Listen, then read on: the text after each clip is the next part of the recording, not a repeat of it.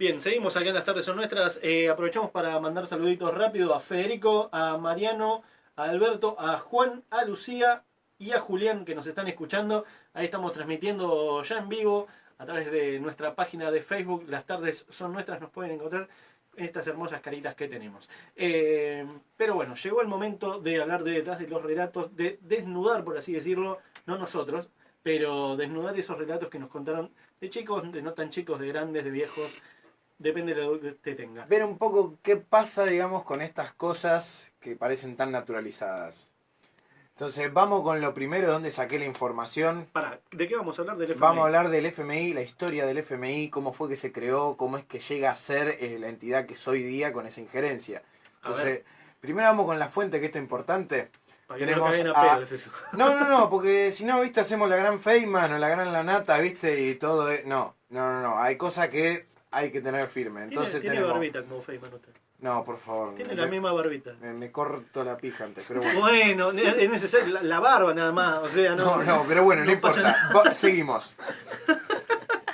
Jorge Schaber, o Schabarzer, que nunca, no voy a entender nunca cómo se pronuncia, pero que es un investigador de economía de la UBA, ¿sí?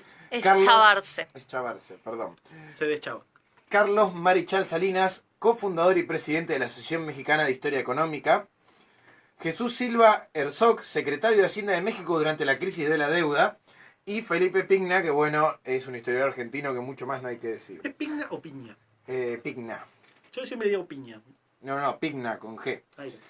Entonces, el Fondo Monetario, ¿sí? Al igual que el Banco Mundial, surge de los acuerdos de Bretton Woods en 1944, o sea, cuando está terminando la guerra, donde básicamente se van a conformar las bases institucionales de este nuevo orden económico internacional después de la Segunda Guerra. Esto lo que va a hacer es que le va a dar un papel muy importante a Estados Unidos, ¿sí? ¿Por qué? Piensen al Fondo Monetario como una especie de club de países, que empieza primero con 183 países, en el cual cada uno se suscribe y aporta una cuota en función de sus capacidades. Y esa cuota que uno va a ir aportando le va a dar entonces distinto peso a esa nación en el Fondo Monetario, ¿sí? ¿Quiénes son los dos ideólogos del Fondo Monetario Internacional? Bueno, por un lado Harris y por el otro lado el famoso Keynes. Sí, que bueno, cuando hablamos por ejemplo de Kicillof decimos que aplicaba medidas keynesianas. Bueno, viene de este tipo. Pero yo sí me iba a decir, por un lado Harris, por el otro Potters. Chiste muy malo, ¿no?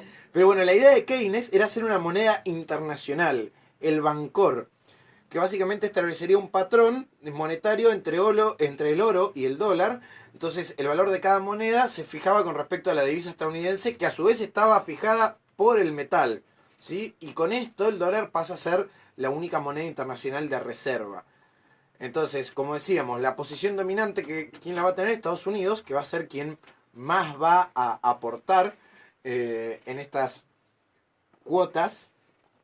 Ahí estamos con problemas técnicos. Pero bueno, como decíamos, Estados Unidos va a ser quien va a tener esta posición dominante y va a fijar un sistema de participación, como decíamos, mediante cuotas, y el número de votos de cada estado va a depender de su cuota. Entonces, lo que garantizaba un mayor, digamos, poder a los países industrializados. Ahora, hay algo interesante acá. Cuando sucede esto, de que se crea el FMI, los países industrializados están prácticamente pagando o reconstruyéndose después de la guerra. Países como Inglaterra y Francia son los primeros en pedir un préstamo al FMI, que durante sus primeros años va a funcionar como una especie de prestamista internacional, más que nada, ¿sí? Y esto va a generar, digamos, como decíamos, un accionar más asociado a los países, digamos, industrializados en reconstrucción. Pero bueno, eso no va a ser lo único que va a hacer el FMI. Digamos, en América Latina tiene una injerencia bastante particular, pero para poder entender cómo fue que se dio esta cuestión con América Latina hay que entender algo primero que sucede, que es en los 70, ¿sí? Que, digamos, como decíamos, las primeras naciones deudoras que tenían Inglaterra y Francia no tenían mucho peso, sino que era Estados Unidos quien realmente tenía acá la tarasca. Entonces pasa algo en la década de los 70, que es lo que se llama la primera crisis mundial. ¿Por qué? Porque los estados árabes, que de repente empiezan a encontrar que tienen un montón de petróleo, empiezan a generar una infraestructura para poder sacar ese petróleo, suben el precio del barril de petróleo a un 40%. Y eso genera un excedente en sus ingresos, se multiplican, tienen un montón. ¿Y qué van y qué hacen? Van y ponen esos ingresos en los bancos europeos y estadounidenses. Por ponértelo así, ¿no?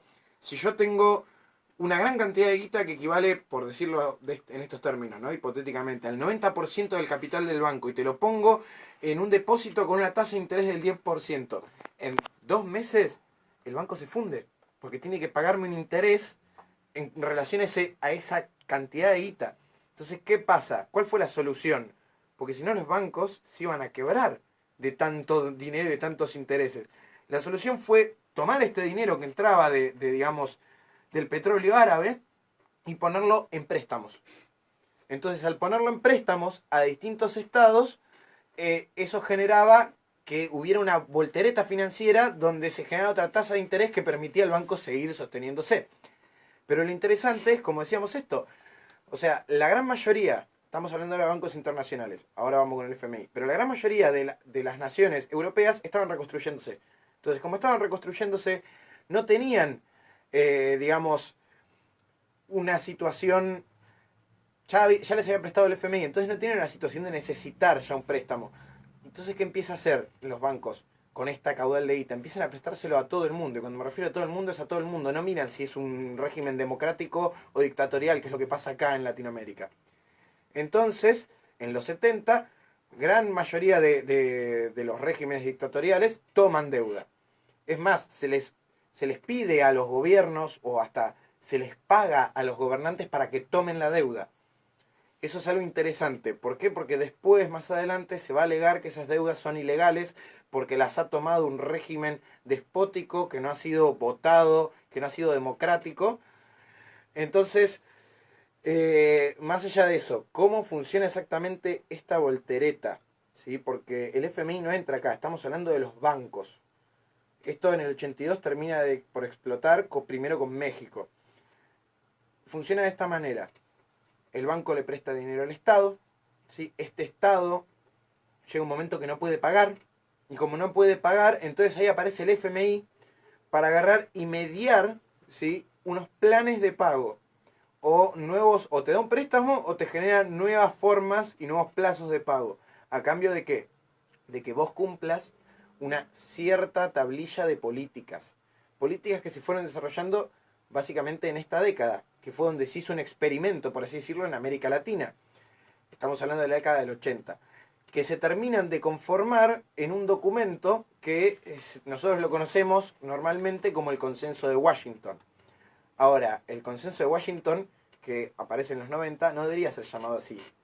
Técnicamente debería ser llamado el Consenso de Williamson, que es el tipo que lo escribe, ¿sí? Quien lo redacta, pero se llama el Consenso de Washington porque son 3 instituciones que están ahí, digamos, en el meollo de todo esto, y las 3 tienen sede en Washington. ¿Cuáles son? El FMI por un lado, el Banco Mundial y el Departamento del Tesoro de los Estados Unidos. Dentro de las políticas que se pide básicamente para poder entrar dentro del fondo y que te presten o que te generen estos planes de pago para que vos puedas financiar tu deuda, después que hacen deuda con el FMI igual, ¿no? Porque, o sea, vos estás pidiendo una deuda para pagar otra deuda. Básicamente son la reducción del gasto público, el aumento de los impuestos, la privatización de las empresas, la devaluación para aumentar las importaciones y la flexibilización laboral, que en realidad cuando lo vemos está bastante cercano a lo que está sucediendo hoy día. Entonces, pasa algo también interesante en el 89, que es lo que va a darle el giro, que es lo que va a dar a lo que nosotros conocemos, que es el famoso plan Brady. ¿Quién es Brady? Nicholas Brady es el tesorero de Estados Unidos, ¿sí? Que propone una estrategia para reestructurar la deuda, que es hacer un canje por bonos. O sea, se canjea la deuda por bonos diciendo, bueno, a ver, la deuda, le dicen los bancos, la deuda no vale lo que valió originalmente, ¿sí? Entonces, al pasarlo por bonos, lo que generamos es una posibilidad de que se pueda pagar, pero bueno, se reduce un poco. Pero es un arma de doble filo para los estados. Porque por un lado, recordemos, esto es en el 80 y quienes tomaron los préstamos son las dictaduras, en general, o los regímenes antidemocráticos. Entonces te reducen un 30% de la deuda, pero definitivamente se acepta la legitimidad de la deuda. Entonces cualquier tipo de reclamo queda fuera. ¿Qué es lo que hace, por ejemplo, nuestro querido, bueno, pero antes, nuestro querido Cavallo? ¿sí? El peladito que nos mandó todos a Disney. ¿Sí? Caballo, Mauri. Básicamente, en ese contexto es en el que se va a generar el plan Brady. Pero lo interesante es esto, que los bonos, ¿sí? Que van a venderse a cualquier accionista que pudiera comprarlos, va a generar una suba de precios. Porque de repente, lo que va a suceder con estos bonos que son externos, que tienen una cierta ganancia del Tesoro de los Estados Unidos, porque están respaldados por el Tesoro, que es aquel quien garantiza que estos bonos van en algo, va a hacer que haya una explosión de accionistas que quieran comprarlos. Por ende va a subir. Y por ende la deuda se va a triplicar. Entonces, en definitiva, estamos jodidos. Y básicamente lo que sucede, mira, lo que sucede, digamos, es que, por ejemplo, por dar un ejemplo puntual, y con esto lo cerramos bien, Dale. en el 94 la Argentina tenía 70.000 millones de dólares de deuda. Y en el 99 llegó casi al doble, a 140.000 millones de dólares. Lo que Menem hace es instala estas políticas del fondo y, digamos, genera una ola de desempleo, genera una apertura de los mercados que destruye la industria y sigue tomando deuda para sanear todo esto. Entonces lo que suele suceder, que lo de Menem no es un caso particular, sino que se da en toda Latinoamérica, es que los países aplican esta receta, se venden los bonos, hacen todo lo necesario para pagar, pero la deuda se duplica o se triplica. Y encima nos encontramos que no tenemos país, no tenemos empresas estatales, no tenemos industria nacional, no podemos competir en ningún Es que sacaron sentido. completamente todos los fondos para financiar todo lo que era industria nacional. Exactamente. Y O por sea, eso cerraron un montón de líneas. Lo digo con conocimiento de causa porque trabajo en una consultora que es financiera y de software y sacaron todo. es que eso es lo que hacen. Y esto es lo interesante, que si alguien es responsable de esta nueva política de dominación económica, que en realidad no es tan nueva, sino que se lleva puliendo, es que el FMI fue el que proveyó los argumentos ideológicos, doctrinarios y pseudocientíficos para controlar y dominar económicamente a los estados latinoamericanos.